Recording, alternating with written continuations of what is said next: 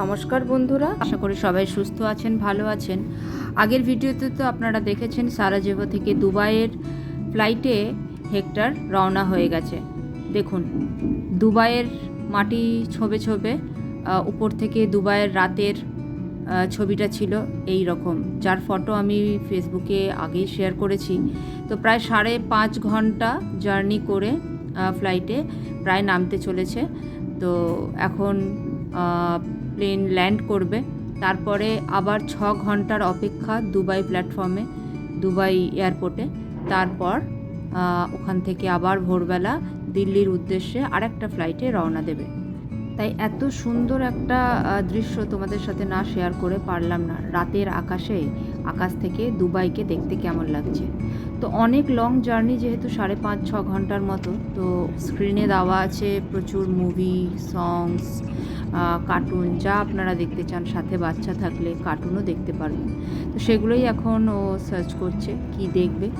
তো সাথে দিয়ে দিয়েছে ফ্রি হেডফোনটায় কথা বলার স্পিকার নেই, কিন্তু আপনি শুনতে পাবেন খুব ক্লিয়ারলি। তো এগুলো ফ্রি থাকে।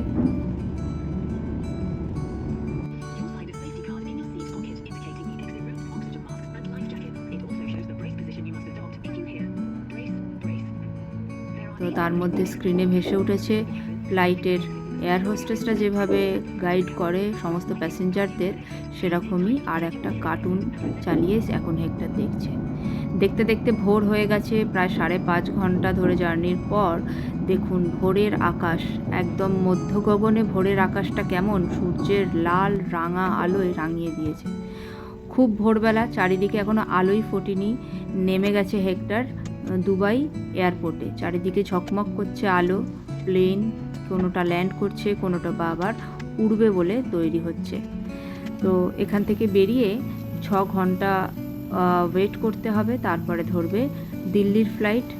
তো বাস এসে গেছে, এখন এখান থেকে ওরা পৌঁছে যাবে ওয়েটিং প্লেসে। তারপর ওখানে বসে 6 ঘন্টা ওয়েট করার পর আর একটা ফ্লাইট আছে।